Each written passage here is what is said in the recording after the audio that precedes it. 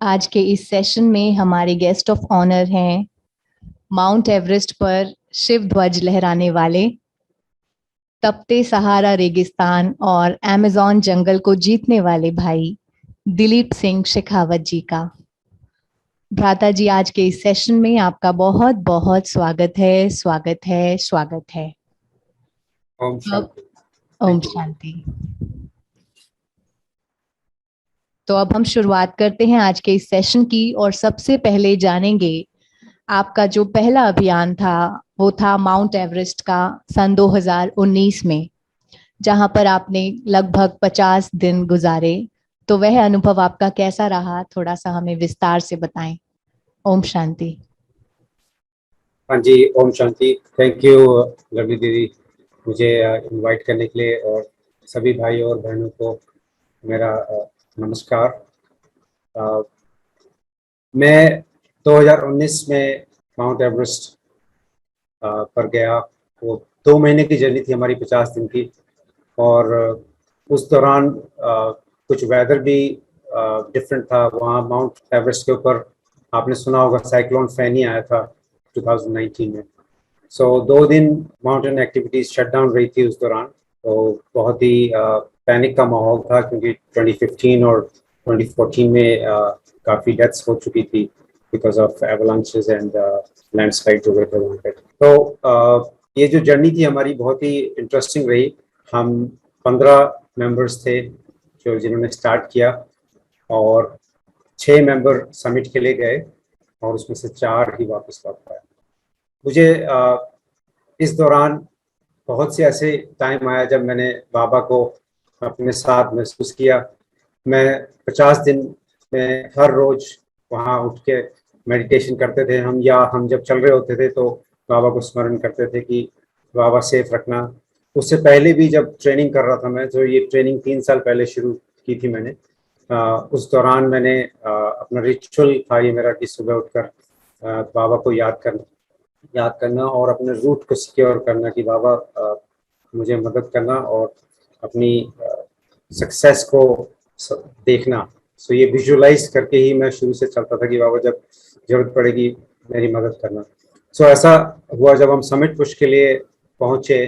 तो जब 8,000 मीटर से ऊपर हम जाते हैं तो वो डेथ जोन कहलाता है, जहाँ की स्पिरिचुअल पावर्स की एग्जिस्टेंस मानी जाती है। जो शेर्पास हैं, लोकल गाइड्स हैं, वो बताते हैं कि काफ़ी क्लाइंबर्स ने एक्सपीरियंस किया है उस चीज़ को। सो उस स्टेट में बहुत ही फटीग स्टेट में होते हैं हम, क्योंकि वो हमारे लिए सूटेबल इन्वायरमेंट नहीं है, जहाँ ऑलमोस्ट 33% ऑक्सीजन अवेलेबल होती है, जो कि कोई भी लाइफ के लिए सस्टेनेबल नहीं है।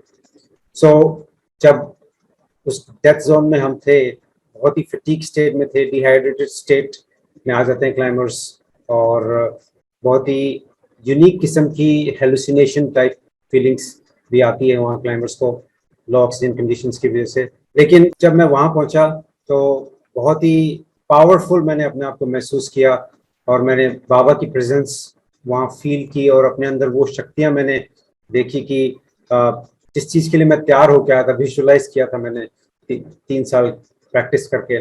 और मैं जो भी क्लाइंबर्स थे उन सब से आगे था, अपने शेरपा से भी आगे जाकर मैंने शिव बाबा का झंडा वहाँ समिट पर लहराया, और सक्सेसफुली हम लोग स्टॉर्म आने से पहले वापस सेफली लौटकर कैंप 2 में पहुँच गए, जबकि हमारे 2 साथी जो हैं वो स्टॉर्म में फंस गए थे और हमने उनको खो दिया। सो ये जर्नी बड़ी इंटरेस्टिंग थी। और जब वापस आकर मैंने जब बेस कैंप पे पहुंचे तो बाबा का बहुत बहुत लाख लाख शुक्र किया कि आपने मेरी मदद की, और जहां मुझे ज़रूरत थी, डेथ जोन स्पेशली, जहां 36 घंटे बहुत ही अनसर्टन होते हैं कि कुछ पता नहीं कि क्लाइंबर्स का क्या होगा, तो बहुत ही वहाँ पावरफुल महसूस किया, और बहुत ही अच्छा एक्सपीरियंस था।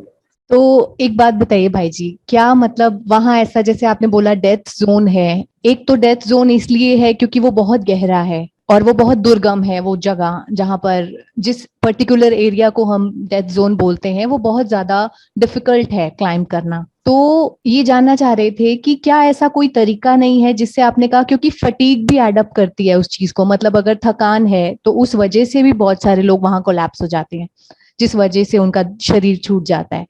तो क्या ऐसा कोई तरीका नहीं है कि जस्ट डेथ जोन से एंटर करने से पहले हम लोग रेस्ट कर सकें, या जो भी वहां क्लाइंबर्स होते हैं वो रेस्ट करके जाएं या नींद पूरी करके फिर जाएं वहां? ऐसा होता है कि जब हम हाई एल्टीट्यूड पे जाते हैं, समिट पुश में हमको 4 दिन कंटिन्यूस ये होता है, क्योंकि वेदर विंडो जो होता है वो समिट के हिसाब से, जैसे हमारा वेदर विंडो था 16 मई का, तो हमने 12 मई को बेस कैंप से स्टार्ट किया था। तो वो नॉन स्टॉप होता है, क्योंकि समिट तक आप पहुंच नहीं पाओगे उन 4 दिनों में। उस समिट विंडो के हिसाब से जब विंड्स काम होती है समिट पे, तो उसके हिसाब से ही हमको चलना होता है। और जब भी आप हाई एल्टीट्यूड पे जैसे जैसे जाते जाओगे, आपको नींद नहीं आएगी, आपकी भूख खत्म हो जाती है, बिकॉज हमें ऑक्सीजन चाहिए फूड डाइजेस्ट करने के लिए, जो कि ऑक्सीजन नहीं है ऊपर। तो कोई बॉडी ऑटोमेटिकली उसको रिजेक्ट करती है और आपको वॉमिटिंग जैसी फीलिंग आएगी यदि आप कुछ खाओगे भी तो। उसके बाद आप इतनी इंक्लाइंड सरफेस पे हो कि आप सो नहीं सकते वहाँ पे। और दूसरा, जब भी आप 7,500 मीटर से ऊपर जाते हो, आपको ऑक्सीजन सिलेंडर लग जाता है, और वो ऑक्सीजन सिलेंडर बड़ा लिमिटेड होता है, क्योंकि उसमें सिर्फ 8 घंटे की कैपेसिटी होती है। तो या तो आप रेस्ट कर लो, या आप उस 8 आवर्स ऑफ ऑक्सीजन सिलेंडर को यूज कर लो, क्योंकि आप 2 सिलेंडर ही आपको पीठ पे लेके जाने हैं। तो आपके पास बड़ा लिमिटेड टाइम होता है कि आपको वो 16 घंटे में समिट पुश करके अगला ऑक्सीजन सिलेंडर लेने वाली जगह तक पहुंचना ही होगा, वरना योर समिट नहीं हो पाएगा या आप वहाँ कोलैप्स कर जाओगे। सो ये सारी चीज़ें कैलकुलेट करके ही जाना पड़ता है। तो रेस्ट इज प्रैक्टिकली इम्पॉसिबल, नहीं तो ऑक्सीजन खत्म हो जाएगी। आपने बताया कि आपने अपने शेरपा को भी क्रॉस करके आपने मतलब लीडिंग रोल में आप आए और वहां पर शिव ध्वज लहराया। तो क्या ये पहली बार था जब शिव बाबा का झंडा माउंट एवरेस्ट पर लहराया गया था? हाँ जी, मुझे तो ये यही नॉलेज था कि अभी तक कोई नहीं लेके गया। वाह। और बड़े प्राउडली मैंने उस मोमेंट को ट्रैप किया और अपने शेफा से कहा कि फोटो वगैरह लेके जी थोड़ा इसको सेव करें, क्योंकि हम तो ले नहीं सकते, क्लाइंबर्स बड़े सिक्योर होते हैं। तो फ्लैग ही पकड़ा था मैंने, जी और जी। इतनी हवा थी ऊपर कि मुझे प्रेस करना पड़ा था अगेंस्ट माय बॉडी, क्योंकि उस टाइम में ऑलमोस्ट 70 किलोमीटर की स्पीड से हवा चली। तो एक्चुअली भाई जी, ये आप तो एक निमित्त बने, बट ये हम सभी के लिए बहुत गर्व का मोमेंट था जब हमें ये खबर आई थी कि बाबा का झंडा माउंट एवरेस्ट तक पहुंच गया है। तो उस समय हम खुशी के मारे फूले नहीं समा रहे थे। अ, अगला आपका एक्सपेडिशन था 2021 में सहारा डेजर्ट का। तो सहारा रेगिस्तान में आपके क्या अनुभव रहे, उसके बारे में जरा बताएं। सहारा की जो रेस है वो 250 किलोमीटर की फुट रेस है, जिसको कि वर्ल्ड टफेस्ट फुट रेस माना जाता है, क्योंकि वहाँ सैंड ड्यून्स को क्रॉस करना, और 3 लीटर पानी आपके पास होता है, सारा खाना आप कैरी करते हो, और स्लीपिंग जो इक्विपमेंट्स हैं, और जितना भी गियर आपको कैरी करना पड़ता है आपके साथ वाइल यूर रनिंग। तो जो सबसे हार्डेस्ट चीज बनाती है वो हीट, क्योंकि जो 34 एडिशन हमारे से पहले हो चुके थे, एवरेज टेम्परेचर अराउंड 47-50 का एक्सपेक्टेड था। हालांकि 50 भी बहुत ज्यादा होता है, लेकिन जब हम लोग गए तो वो अक्टूबर सीजन में हुआ, कि यूजुअली ये मार्च अप्रैल में होता है। कोविड की वजह से उन्होंने बम्प करके उसको अक्टूबर में कर दिया था, and they had no idea कि अक्टूबर कितना एक्सट्रीम कंडीशंस लेके आ सकता है। सो जब हमने स्टार्ट किया, हम लोग ऑलमोस्ट 800 रनर्स थे ऑल ओवर वर्ल्ड से, और जब हम ने रेस स्टार्ट की तो डे 1 ही जो है 53-54 टेम्परेचर शूट कर गया था। और वो पर्पसली रेस को टफ बनाने के लिए 11 बजे स्टार्ट करते थे, so that we face the sun. और पूरा एक्सट्रीम हीट में पानी तो हमारा 8 स्टेशन से पहले ही खत्म हो जाता था, लेकिन it's all about training, right. So जब हम डे 2 हमारा सबसे वर्स्ट था, जब टेम्परेचर सैंड ड्यून्स का ऑलमोस्ट 59 डिग्रीज पहुंच गया था। सो उस दिन हमने एक अपना रनर साथी लूज किया, और 350 के करीब जो थे वो हीट स्ट्रोक के शिकार हो गए। मेरी जो स्ट्रेटेजी थी वो यही थी कि स्लो डाउन और अपना कोर टेम्परेचर कूल रखा, बॉडी को कवर किया अच्छे से। चलकर ही मैंने वो डिस्टेंस किया, क्योंकि रन करना वाज इम्पॉसिबल, क्योंकि पसीना निकलना बंद हो गया था, बॉडी एकदम रोस्ट हो गई थी, जैसे किसी चीज ने भून दिया हो, जल गया हो सब। बहुत ही यूनिक किस्म का अनकंफर्टेबल एक्सपीरियंस था वो। और आने के बाद मुझे नॉजिएटेड फील हुआ, मुझे ऐसा लगा कि मेरी तबीयत खराब हो जाएगी। लेकिन उस टाइम में आके मैंने कुछ नहीं, मैंने बाबा को मेडिटेट किया कि बाबा प्लीज़ मदद करो, आपका झंडा मुझे इस फिनिश लाइन पे रहना है ना सहारा डेजर्ट में। और ये क्या कि मैं थोड़ा सा मैंने खाना खाया क्योंकि भूख भी नहीं थी। जब सुबह उठे हम तो टोटली टेम्परेचर चेंज हो चुका था। 45-40 डिग्री में पहुंच गया था टेम्परेचर, और बड़े ही कंफर्टेबली हमने बाकी जो 4 दिन थे वो अंडर 50 था टेम्परेचर, और हमने कंफर्टेबली फिनिश किया। सो वही सेम प्रोसेस मैंने यूज़ किया, बाबा को मेडिटेट किया, विजुलाइज किया अपनी सक्सेस को, और जब भी मदद मांगी बाबा ने मेरा साथ दिया और वेदर को चेंज किया। सो ये बहुत ही चमत्कारी था मेरे लिए कि जब भी मैंने बाबा से मदद मांगी, बाबा ने मुझे ही नहीं जबकि पूरी रेस को हेल्प किया। जो 350 रनर्स जिन्होंने हमने फिनिश किया वो सभी हेल्दी थे, और सक्सेसफुली हम फिनिश कर पाए, और फिर मैंने फिनिश लाइन पे बाबा का झंडा लगाया। कमाल है बाप दादा की। हम बात करते हैं अभी हाल ही के जो आपका एक्सपेडिशन रहा वो था अमेज़न रेन फॉरेस्ट। तो यहाँ पर आपने अपनी मैराथन कंप्लीट की है, राइट? तो अमेज़न जंगल के अंदर मतलब ऐसा क्या लगा आपको, क्यों जाना था? क्या था ऐसा जो आपको पुश किया, और किस प्रकार बाबा की वहां सहायता मिली आपको, दोनों के बारे में बताएं। शायद बाबा ने मुझे नियुक्त किया ये सब एक्सट्रीम जगहों पे जाने के लिए। जब भी मैंने देखा कि मैं क्या नेक्स्ट एक्सट्रीम चैलेंज लूंगा, तो जंगल अल्ट्रा गूगल करने पे आया कि मोस्ट डेंजरस रेस यही है। तो मेरे लिए ये एक स्पार्कलिंग मोमेंट था, और मुझे लगा कि शायद यही मेरी रेस है जहाँ मुझे जाना चाहिए। हालांकि मुझे वीडियोस देखे मैंने, इट वाज स्कैरी कि किस तरह से स्नेक बाइट्स हुए हैं पास में, या लोगों को बड़ी इंजरीज हुई हैं, फ्रैक्चर्स हुए हैं। लेकिन उस चीज़ की चिंता नहीं थी मुझे कि मुझे तो सिर्फ एक ही जुनून था कि ये रेस मुझे करनी है। सो जंगल अल्ट्रा जो है वो बहुत ही ब्रेथ टेकिंग फुट रेस है। अमेज़न रेन फॉरेस्ट के अंदर से, लाइक बेसिन में से निकलती है जहाँ लाइट भी नहीं पहुंचती है। आपको दिन में भी हेडलैम्प चलाना पड़ता है, इसीलिए इतना ह्यूमिड है वहाँ पे, हॉट है कि आपकी बॉडी जो है वो ड्रिप करती है ड्यूरिंग डे लाइट। आप वहाँ खड़े नहीं हो सकते, सांस लेने में दिक्कत आती है क्योंकि 100% ह्यूमिडिटी आपको इतना अनकंफर्टेबल बना सकती है।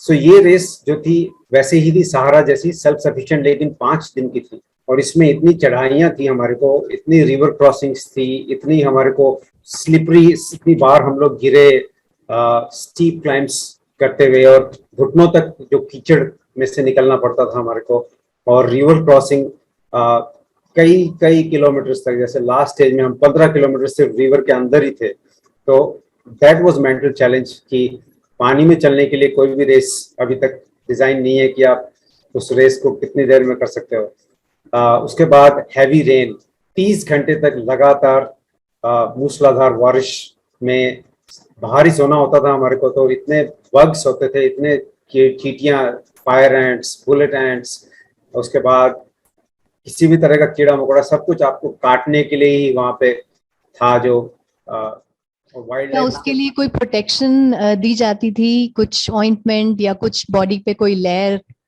कितना भी लगा लो आप, क्योंकि आपको तो जंगल में ही रहना है ना पूरा दिन, कितना इफेक्टिव होगा। आप जितना वेट कैरी करोगे, या तो आप पूरा बैग अपना 25 किलो का कर लो, 30 किलो का, या आप लाइट रह के रेस फिनिश करो। सो मेरा तो जो वजन था वो 7 kg का ही था, बैकपैक बहुत ही लाइट था। मुझे बग्स की कोई टेंशन नहीं थी कि जो भी होगा ठीक है, काटेंगे तो ये जंगल से गिफ्ट है मेरा, तो मैंने एक्सेप्ट करके किया था। उसके बाद रेस में कई बार हम गिरे, ब्रूसेस लगे, स्क्रैचेस आए, ब्लीडिंग हुई, लेकिन उस टाइम में, उस मोमेंट में पॉज करके और बाबा को शुक्रिया करना और नेचर को थैंक यू करना कि मुझे ये प्रिविलेज मिला जंगल में आने का और अमेज़न रेन फॉरेस्ट में इस रेस को करने का, उसका मैं बहुत थैंकफुल था।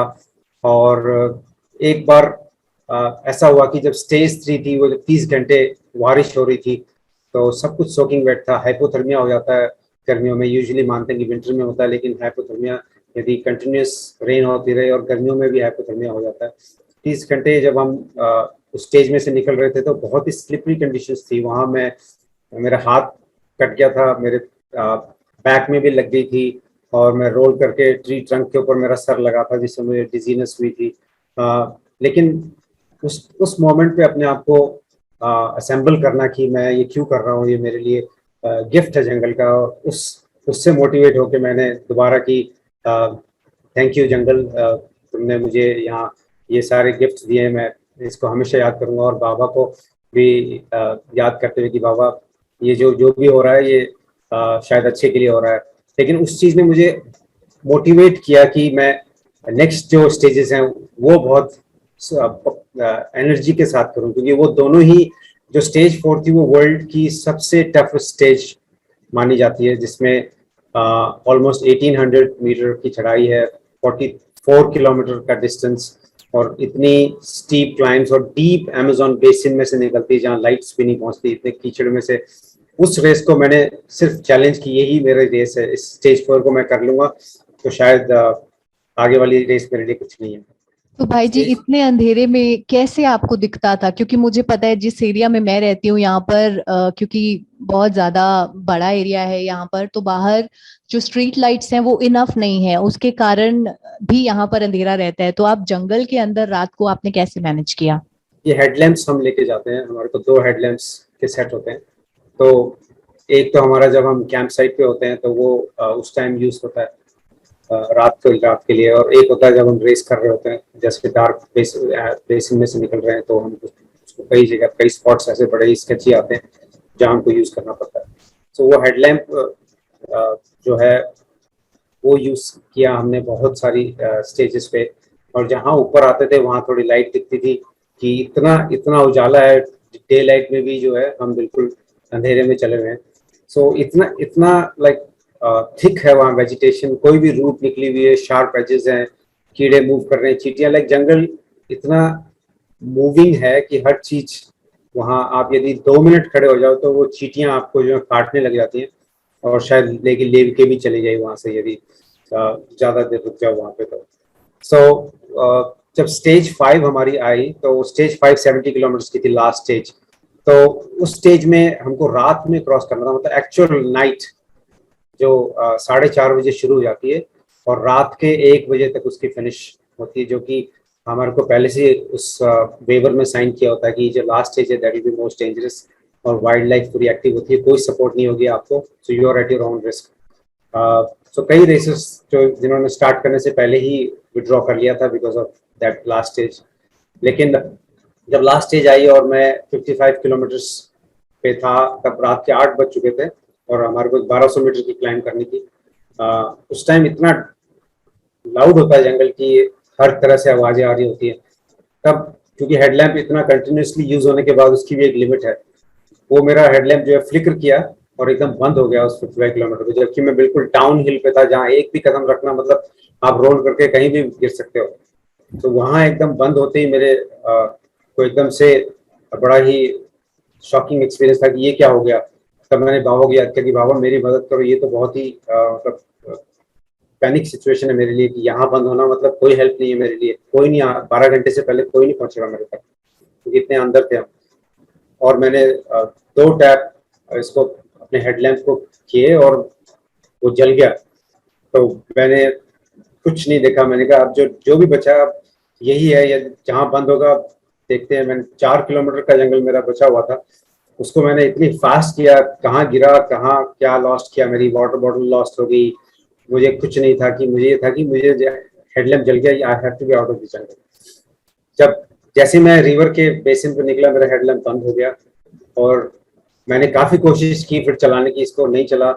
फिर मैंने कहा शायद बाबा की यही मर्जी थी कि मुझे वो जंगल ही क्रॉस करवाना था बाबा ने। और उसके बाद रिवर क्रॉस करके फिर आगे जो नेक्स्ट 14 किलोमीटर था वो बहुत ही पतली सी ट्रेल से था, लेकिन इतना डेंस नहीं था जंगल। तो वो बड़े ही हमने 11:15 बजे रेस फिनिश की, मेरे को 1 रन और मिल गया था, आगे मैंने उसको कैचअप कर लिया था। और बड़े ही थैंक करके बाबा को फिनिश लाइन पे मैंने झंडा लहराया, और बाद में आकर बाबा को शुक्रिया किया कि आपने मुझे बहुत ही एक्सट्रीम मोमेंट पे, बहुत ही डेंजरस मोमेंट पे आपने मुझे मदद की, तो उसके लिए बहुत बहुत धन्यवाद। सच में ये बाबा का कमाल था, बाबा का करिश्मा ही था जो अचानक से जिसने धोखा दे दिया था हेडलैम्प, वो अचानक से चालू हो गया। वो जानना चाहते हैं आपका ज्ञान में आना कैसे हुआ? हाँ जी दीदी, मेरी जर्नी जो है 2018 में शुरू हुई, जब मैं कनाडा में रहता हूँ। सो मेरे पेरेंट्स इंडिया में थे। सो अचानक मेरी मदर जो है स्ट्रोक आया एंड शी पास्ड अवे। तो मेरे लिए ट्रॉमेटाइजिंग था क्योंकि मैं टाइम पे पहुंच नहीं पाया, और जब मैं आया तो पापा ने मुझे जो कि ज्ञान में थे पिछले 12 साल से, और मेरा पूरा परिवार ही ज्ञान में है, उन्होंने मुझे मेडिटेशन से इंट्रोड्यूस किया। और वो मेरे लिए इतना टचिंग मोमेंट था जब पापा ने मुझे बैठकर मेडिटेशन मुरली लगाई, और जब उसको मैंने सुना तो मेरे लिए वो जैसे हर सेल में वो एंटर कर गया। और शायद मेरी मदर की यही मर्जी थी कि मैं इस एक्सपीरियंस को महसूस करूं, और उस चीज़ ने मेरे उस ट्रॉमा को हील किया और मेरे को इतना पावरफुल बना दिया कि मैं कभी भी अपनी मदर की कमी महसूस नहीं की मैंने। और बाबा के साथ कनेक्ट हुआ, पापा ने मुझे एवरी सिंगल डे मुरली भेजी, मुझे प्रोसेस बताया कि कैसे गोल सेटिंग करनी है, और उसी गोल सेटिंग को सेट करके मैंने एवरेस्ट के लिए तैयारी की। और 2019 में मैंने कोर्स किया और बाबा का झंडा लेकर गया अपने साथ, और बड़े ही प्राउडली यू नो आज मैं अपनी जर्नी में हमेशा बाबा का झंडा अपने साथ रखता हूँ, और मेरे लिए ये एक ब्लेसिंग था। और अभी रिसेंटली मैं मधुबन जाने का मुझे मौका मिला। 2019 से जाना चाहता था, लेकिन बाबा की शायद यही मर्जी थी कि मैं कुछ और कार्य कंप्लीट करके जाऊं। तो इतना स्वर्ग जैसा एक्सपीरियंस हुआ मुझे जब मैं वहाँ डायमंड हॉल में मुझे सम्मानित किया। मुझे उस वहाँ शायद कुछ अलग एनर्जी है जहाँ मतलब अपने आप को इतना हल्का महसूस किया, और इतनी लाइवली फीलिंग आई, इतना प्यार, इतना सम्मान मुझे वहाँ मिला। शायद कहीं वर्ल्ड के किसी कॉर्नर में ऐसी जगह नहीं है जहाँ जहाँ आप ये एक्सपीरियंस कर सकते हो। जी जी, बहुत अच्छा लगा भाई जी।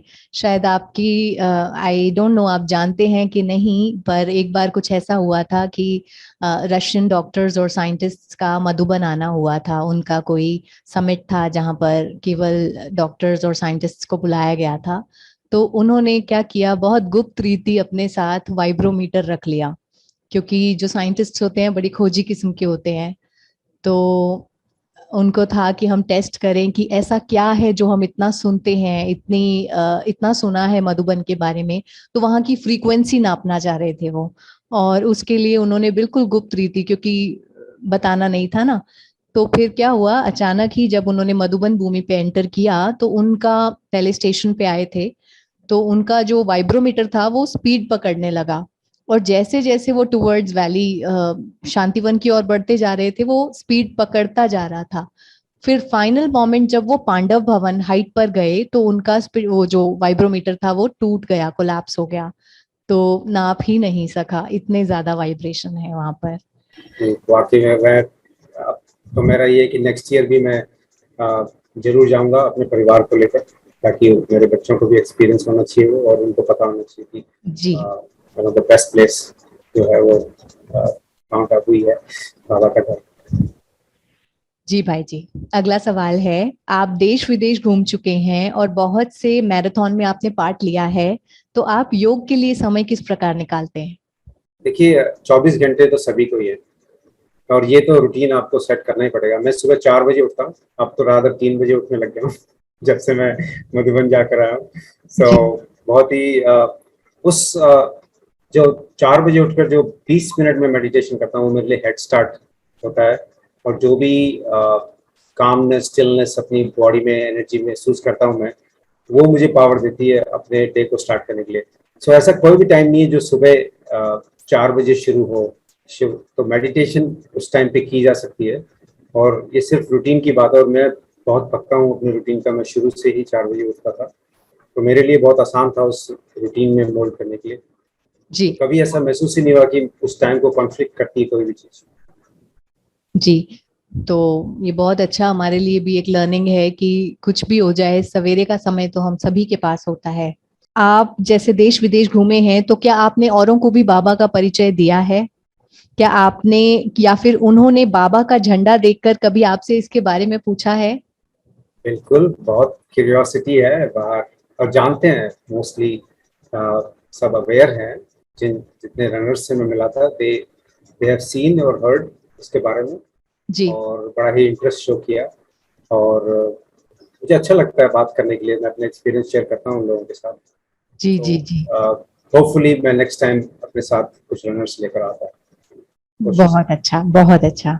आपके कोई ऐसे अनुभव जिसे याद करके आज भी आप बाबा के प्यार में खो जाते हो? बिल्कुल, बाबा का प्यार तो हमेशा ही महसूस किया जाता है, क्योंकि बाबा ने मुझे मेरी मदर के साथ कनेक्ट किया। बाबा ने मुझे ये गोल्स शायद टचिंग दी है कि मुझे ऐसा लगता है कि मुझे चूज किया है अपने ये गोल्स करने के लिए, अपना अपना झंडा वहाँ लगाने के लिए, क्योंकि मेरा ऐसा कोई एवरेस्ट के बाद कोई प्लान नहीं था कि मैं इतनी एक्सट्रीम रेसेस करूंगा, या अभी मैं दिसंबर में साउथ पोल जा रहा हूँ और अप्रैल में मैं नॉर्थ पोल जा रहा हूँ। सो ये मेरे लिए अपने आप नेक्स्ट गोल सामने आते गए हैं, मुझे टचिंग हुई है कि ये नेक्स्ट गोल करने, और मेरे लिए सारी चीज़ें मुझे सपोर्ट कर रही हैं। जैसे अब मैं फंड रेजिंग कर रहा हूँ अपने गोल्स के लिए, क्योंकि ये बहुत एक्सपेंसिव ट्रिप्स हैं। स्की एक्सपीडिशन जो है 16 जी डेज जी। का, वो ऑलमोस्ट 53 lakhs का है। उसके बाद जो नॉर्थ पोल का है वो ऑलमोस्ट 30 lakhs का है। सो ये सारी चीज़ें, और मेरी एक टीम है जो मुझे हेल्प कर रही है फंड रेज करने में और सपोर्ट करने में। तो ये सब शायद बाबा ने मुझे सिलेक्ट किया है इन सब चीज़ों के लिए, और मुझे बहुत ही प्राउड फील होता है कि मैं इन चीज़ों को कर पाता। भाई जी, मुझे ये पूछना है, जब आप जंगल से गुजर रहे थे तो आपके मन में ऐसा कौन सा संकल्प चला हुआ है कि आपको उससे हिम्मत आई?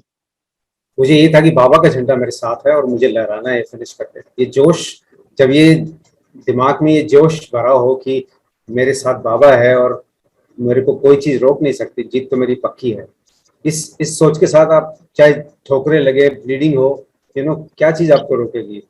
मेरे को परवाह नहीं थी कि ये जब मैं कोलैप्स कर जाऊंगा तब तब बात अलग है। सिर्फ यही था मेरे को एक ही चीज रोक सकती है, वो मेरा कि मैं या तो मेरी हड्डी टूट जाएगी या मैं कोलैप्स कर जाऊंगा। इसके अलावा मुझे कोई किसी, चाहे चोट लगी हो, खरोंच लगी हो, ब्लीडिंग हो रही हो, मेरा वो मोमेंटम था वो बिल्कुल मेंटेन था। बाबा को कैसे महसूस कर रहे तो आसपास में? महसूस मतलब अपने साथ महसूस किया, वो एनर्जी जो फील्ड थी वो जंगल, क्योंकि जब आप मेडिटेट करते हो तो आप नेचर के साथ भी कनेक्ट करते हो उन चीजों को, कि आपको वहीं से पावर मिलती है। आप विजुअलाइज करके कि मैं आ रहा हूँ बाबा, मेरा रूट सेव करना और आप मेरे साथ रहना। अगला सवाल हमारे पास आया है संजना बहन से, और उन्होंने पूछा है वो कौन सी चीज है जो आपको इतने टफ चैलेंजेस लेने के लिए मोटिवेट करती है? आई थिंक हम सबका कोई ना कोई पर्पस है इस लाइफ में। शायद उसको पहचानने मिले के लिए कई बार हमें टाइम लगता है, कई बार हम जल्दी पहचान लेते हैं। और मेरे लिए ये जर्नी तो बहुत पहले शुरू हो गई थी, लेकिन उसका पर्पस नहीं था कि मुझे ले जाना कहाँ है। जैसे जब 2018 में उससे पहले मैं ऑलमोस्ट 16 माउंटेन पीक्स कर चुका था, लेकिन मेरे को गोल्स की क्लैरिटी जो है मेडिटेशन से आई कि मुझे नेक्स्ट क्या करना है। एवरेस्ट करना था कि नहीं करना था, ये डिसीजन नहीं ले पा रहा था मैं। तो बाबा के साथ कनेक्ट होने के बाद मुझे वो विजुअलाइज हो गया कि वो टचिंग हो गई कि मैं, यही टाइम है मुझे करने का इसको। तो मैंने 2018 में जब कनेक्ट हुआ, 2019 में मैंने कर दिया उसको, क्योंकि मेरे को बिल्कुल क्लियर हो गया वो चीज़ की मेरे लिए ही आगे जो है टाइम का कुछ पता नहीं है। जो जहाँ बाबा जाना चाहते हैं वहाँ मुझे डायरेक्शन मिली। बहुत बढ़िया, यानी थॉट की क्लैरिटी और दृढ़ निश्चय दोनों। अगला सवाल है पूनम सिस्टर का। उन्होंने बोला है इतना एंथुजियास्टिक रहने के लिए आप क्या डाइट प्लान लेते हैं? क्योंकि ये हम सभी की आज की जरूरत है, क्योंकि बाबा के बच्चे अक्सर करके अपने शरीरों को जो रथ है उसको इग्नोर कर देते हैं, और जिस कारण फिर योग भी ठीक से नहीं कर पाते। मेरी डाइट बहुत ही मिनिमम है। मैं सुबह सीरियल खाता हूँ और लंच में करता नहीं हूँ। 5 किलोमीटर की लंच होती है मेरी, जो वॉक बोलता हूँ इसको। उसके बाद शाम को जो है 2 रोटियां और अपनी जो सब्जियां जो बनती घर में हमारे, वही खाते हैं। ऐसा कोई स्पेशल डाइट नहीं है, लेकिन हाँ मेरी जो आ, अलग डाइट है वो एक्सरसाइज से रिलेटेड है, नेचर से रिलेटेड है, कि नेचर के साथ अपने आप को कनेक्ट करना है। वो सेंसरी डाइट मैंने उस पर ज़्यादा फोकस रखा था कि उस पर ट्रेनिंग दी जा सके। क्या आपको कभी ये फील नहीं हुआ कि मुझसे अब नहीं होगा और मुझे गिव अप कर देना चाहिए? अगर ऐसा हुआ तो क्या आपने उससे कैसे डील किया? हाँ, ये बहुत अच्छा क्वेश्चन है। आई थिंक हर एक एथलीट को इस क्वेश्चन का आंसर, इसके लिए मैं 2 आंसर्स देना चाहूंगा। एक तो मेडिटेशन का बहुत इंपॉर्टेंट रोल है। इस जितने भी डिफिकल्ट क्वेश्चंस होते हैं इनको आप मेडिटेशन से आंसर कर सकते हो। जैसे जब मेरे दिमाग में ऐसे सवाल आए थे कि क्या होगा यदि मैं वापस नहीं आ पाया एवरेस्ट से, शायद ये हमारा सबसे बड़ा सवाल है कि एवरेस्ट बहुत ही अनसर्टेन है। जी। तो इसकी वजह से कई क्लाइंबर्स जा नहीं पाते, लेकिन इस क्वेश्चन को मैंने आंसर कर दिया था पहले। कि मैं किसी पर्पस के लिए जा रहा हूँ और मैं उस पर्पस को पूरा करके ही वापस लौटूंगा, वो जीत तो मेरी पक्की है, बाबा मेरे साथ है। एक तो ये थॉट था मेरे पास। दूसरा जो थॉट था वो मेरा फिजिकल ट्रेनिंग जो थी, वो मैंने उसको इतना सेलुलर लेवल तक डाइसेक्ट किया था कि अपने आप को जितना एक्सट्रीम चैलेंजेस में ट्रेनिंग में दे दोगे आप, क्योंकि मैं वहाँ मिलिट्री में हूँ, तो मिलिट्री की जो ट्रेनिंग है वो इतनी हार्ड होती है कि वो आपको एकदम टफ बना देते हैं, कि चाहे वो सोना हो, खाना हो। उसके बाद मैंने हीट ट्रेनिंग ली, कोल्ड ट्रेनिंग ली, मैं ठंडे पानी से वहाँ -40 में भी मैंने शावर किए हैं, रन किए हैं, विंटर अल्ट्रास किए हैं, ताकि मैं बॉडी को जो है अडेप्ट कर सकूँ उन एक्सट्रीम कंडीशंस के लिए। उसके बाद मैंने अपने आप को वेट जो भी एक एवरेस्ट में चाहिए वेट कैरी करना है, चाहे वो 36 घंटे तक चलना है, वो मैंने 100 माइल्स की रेस उसकी ट्रेनिंग के लिए की। उसके बाद चाहे वो इंड्योरेंस है, कार्डियो है, इतनी रेसेस में पार्टिसिपेट किया, एक्सरसाइज 5 से 6 घंटे डेली करना सुबह उठ के। तो उस रूटीन को पहले ही बॉडी की मैं मसल मेमोरी बना चुका था, ताकि मेरे लिए कोई ऐसा मोमेंट ना आए जहां मैं एनर्जी ना बची हो। सो आप अपने कैपेसिटी को बढ़ा सकते हो जिस जिस जिस एक्सट्रीम लेवल का आप चैलेंज लेने जा रहे हो। सो अभी मैं जैसे अमेजोन के लिए मैंने बहुत सी क्लाइंबिंग की। मेरे पास एक मास्क है जो ऑक्सीजन को रोक लेता है, क्योंकि क्लाइंबिंग थी वहाँ पे। उसके बाद वेट था मेरा 30 किलो का बैकपैक है जिसको मैं हमेशा कैरी करता हूँ, सीढ़ियाँ चढ़ना उतरना। अपने आप को उस रूटीन में, मतलब ये एक ऑब्सेशन है कि आप यदि इस जुनून में आ जाते हो तो आप किसी चीज़ के बारे में सोचते नहीं हो। फिर जितना फिटीग होना है अभी होना है, वहाँ फेलियर की कोई गुंजाइश नहीं है। इसी सोच के साथ मैं अपनी मेंटल एंड्योरेंस ट्रेनिंग करता हूँ और स्पिरिचुअली अपने आप को बाबा के साथ कनेक्ट करके परमिशन लेता हूँ कि मुझे विजुअलाइज करनी है अपनी सक्सेस की, मुझे जीतना तो है ही। ओके, एक प्रश्न है, आप अपनी मेंटल थॉट को कैसे ट्रेन करते हैं? मैं क्या करता हूँ, मेरा जो ट्रेनिंग प्लान है वो बहुत ही प्रोग्रेसिव है। जैसे कि मैं स्टेयर क्लाइंबिंग की बात कर लो, जैसे पहले जब मैं जाता हूँ स्टेयर क्लाइंबिंग के लिए तो आधा घंटा ट्रेनिंग करता हूँ, और वो 3 हफ्ते के बाद वो 1 घंटा हो जाएगा, और उसके बाद 2 घंटे हो जाएगा।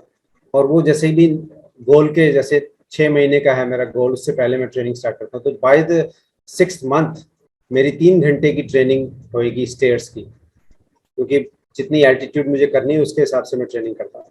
इसी तरह से जो भी कर रहा हूँ, हीट ट्रेनिंग कर रहा हूँ, कोल्ड ट्रेनिंग कर रहा हूँ, मुझे उतने डिस्टेंस करना पड़ेगा। जैसे एवरेज 36 घंटे मुझे पता था कि मैं उस डेथ जोन में रहूंगा, तो उसके लिए मैंने 100 माइल्स की रेस की जो कि विंटर में थी।